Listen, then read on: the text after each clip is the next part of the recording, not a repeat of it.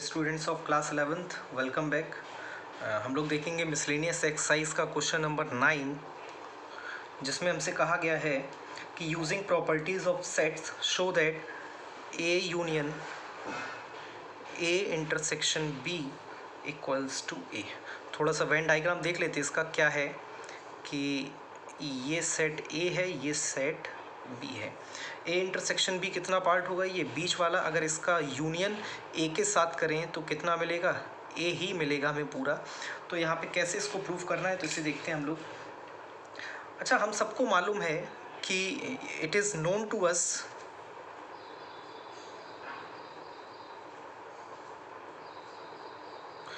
कि a set is a subset of itself, यानी A is a subset of itself.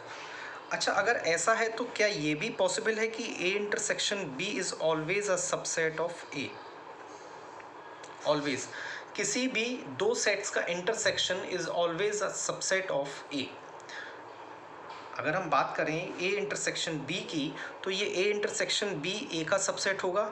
सीधी सी बात है, क्योंकि ए इंटरसेक्शन बी में क्या निकल रहा है? The common which is in both A and B. तो क्या मैं इसका यूनियन ए के साथ करूं? A union A intersection B is also a subset of A. ये हमारी इक्वेशन क्या हो गई? फर्स्ट। अब हमने क्या दिखा दिया कि A union A intersection B is a subset of A. Also एक चीज़ और होगी कि ये A is also a subset of A union A intersection B. ये हो गई इक्वेशन सेकेंड। अब क्या हुआ? हमने आपको बताया था कि A is a subset of B and B is a subset of A. ये दो कंडीशन इशारा करती हैं कि ए इक्वल्स टू बी है। सेम कंडीशन यहाँ पर ये है, तो हम क्या कह सकते हैं कि A union A intersection B equals to. इसी तरह हम इसका दूसरा पार्ट दिखा सकते हैं। तो आते हैं क्वेश्चन नंबर 10 पे। सिमिलरली हम दिखा देंगे दूसरा पार्ट, तो वो आप लोग खुद कर लीजिएगा। क्वेश्चन नंबर 10 देखते हैं। क्वेश्चन नंबर 10 में हमसे क्या कहा गया है कि show that A intersection B equals to A intersection C given है। ये हमको गिवन है, तो शो करिए कि need not to imply B equals to C. देखिए, सेट थ्योरी में एक यहाँ पे हमेशा एक चीज़ होती है कि अगर क्वेश्चन में लिखा है कि यूजिंग प्रॉपर्टीज़, तो आपको प्रॉपर्टी ही यूज़ करनी पड़ेगी। अगर मेंशन नहीं है यूजिंग प्रॉपर्टीज़, तो आप उसमें कुछ नंबर्स लेट कर सकते हो, और नंबर्स को लेट करने के बाद क्वेश्चन को सॉल्व करना थोड़ा सा ईजी हो जाता है हमारे लिए, और कॉन्वीनियंट भी है। तो हमें ए इंटरसेक्शन बी और ए इंटरसेक्शन सी इक्वल दिए गए, तो आप ऐसे तीन सेट लीजिए, ए बी और सी, जिससे ए इंटरसेक्शन बी और ए इंटरसेक्शन सी बराबर आ जाए। तो हमने ए लिया है 0,1, बी लिया है 0,2,3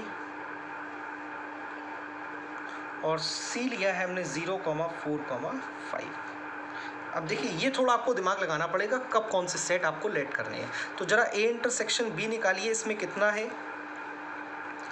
बहुत सिंपल है कि केवल 0 है। ए इंटरसेक्शन सी निकालिए, कितना है? बहुत सिंपल सी बात है कि ए इंटरसेक्शन सी भी 0 है, यानी ए इंटरसेक्शन बी और ए इंटरसेक्शन सी इक्वल हैं। हाँ है। तो क्या बी और सी भी इक्वल सेट्स हैं? आप देख सकते हैं बी और सी इक्वल नहीं है। तो जरूरी नहीं है कि ए इंटरसेक्शन बी और ए इंटरसेक्शन सी बराबर हो तो बी इक्वल्स टू सी ही हो भी सकता है और नहीं भी हो सकता है। तो ये चीज़ आपको क्लियर हो गई होगी। अब आते हैं क्वेश्चन नंबर 11 पे, तो देखते हैं। तो आते हैं क्वेश्चन नंबर 11 पे। क्वेश्चन नंबर 11 हमसे क्या कह रहा है कि let A and B two sets if हमें दो कंडीशन दी गई है कि A intersection X equals to B intersection X and A union X equals to B union X. तो हमसे कहा है कि ये कोई सेट एक्स है, तो दिखाइए कि ए इक्वल्स टू बी है। तो यहाँ पे देखते हैं कि हमें A union X equals to B union X दिया गया है। A union X equals to B union X दिया गया, और ये हमें दिया गया किसके इक्वल? फाई के इक्वल दिया गया। मैं यहाँ पे लिख नहीं पाया कि ए इंटरसेक्शन एक्स और बी इंटरसेक्शन एक्स क्या है? 5 है। मैं क्या कर रहा हूँ कि पहले ये लेके चलता हूँ कि ए इंटरसेक्शन एक्स और बी इंटरसेक्शन एक्स क्या है? 5 है। मैं क्या कर रहा हूँ कि पहले ये लेके चलता हूँ ए यूनियन एक्स, इसका मैं इंटरसेक्शन निकाल रहा हूँ ए के साथ। मैं ए यूनियन एक्स का इंटरसेक्शन ए के साथ निकाल रहा हूँ, तो इसमें डिस्ट्रीब्यूटिव प्रॉपर्टी लगाते हैं। तो क्या बनेगा, A intersection A union A intersection x. A intersection A कितना आएगा, ए और ए के बीच इंटरसेक्शन करेंगे ए ही आएगा, यूनियन ए इंटरसेक्शन एक्स कितना है, फाई है, और ए यूनियन फाई कितना आया, ए आया। अब इसी तरह मैं बी यूनियन एक्स का इंटरसेक्शन निकालूंगा किसके साथ, बी के साथ। तो देखिए क्या बनेगा, B intersection B union B intersection X. अब बी और बी का इंटरसेक्शन क्या आएगा, बी ही आएगा, और बी इंटरसेक्शन एक्स कितना है, फाई है। बी और फाई का यूनियन करिए, क्या मिलेगा, बी ही मिलेगा। तो हमने यहाँ पे दिखाया कि इनका ए और बी के साथ इंटरसेक्शन करने पे ये रिजल्ट सेम दे रहे हैं। तो डियर स्टूडेंट्स, ये क्वेश्चन नंबर आपका 11 कंप्लीट हुआ है। अब आगे बढ़ेंगे क्वेश्चन नंबर 12 की तरफ, और क्वेश्चन नंबर 12 को देखते हैं क्या है। क्वेश्चन नंबर 11 को एक तरीके से और हम सॉल्व कर सकते हैं, उसे भी देख लेते हैं कि क्वेश्चन नंबर 11 को सॉल्व करने का दूसरा तरीका क्या है। अच्छा, ए को क्या हम A intersection A union x लिख सकते हैं। सेट ए को क्या हम A intersection A union x लिख सकते हैं। तो देखिए ये ए है और ये एक्स है। ए का यूनियन, ए का इंटरसेक्शन ए यूनियन एक्स के साथ करेंगे तो क्या आएगा, ए ही आएगा। अब जरा आप ध्यान से देखिए, तो ए यूनियन एक्स किसके इक्वल था, बी यूनियन एक्स के इक्वल। अब इसमें डिस्ट्रीब्यूटिविटी लगाइए आप, तो क्या मिलेगा, A intersection X union A intersection B union A intersection X. अब ए इंटरसेक्शन बी और यूनियन ए इंटरसेक्शन एक्स कितना दिया गया था आपको, फाई। तो ए इंटरसेक्शन बी का फाई के साथ यूनियन करेंगे तो क्या आएगा, ए इंटरसेक्शन बी।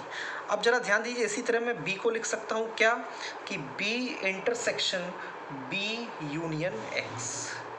इसमें भी डिस्ट्रीब्यूटिविटी लगाइए आप, तो क्या बनेगा, B intersection B union X किसके इक्वल है, ए यूनियन एक्स के। तो B intersection A union B intersection x.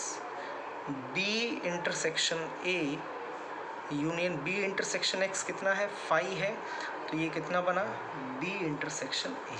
तो हमने क्या देखा कि ए इंटरसेक्शन बी और बी इंटरसेक्शन ए इक्वल आ चुके हैं। आपका ए इंटरसेक्शन बी और बी इंटरसेक्शन ए को वापस हम क्या लिख सकते हैं, ए इंटरसेक्शन बी। यानी ये दोनों चीज़ें क्या दे रही है, ए इंटरसेक्शन बी दे रही है। इसका मतलब क्या है कि ए इक्वल्स टू बी ही है।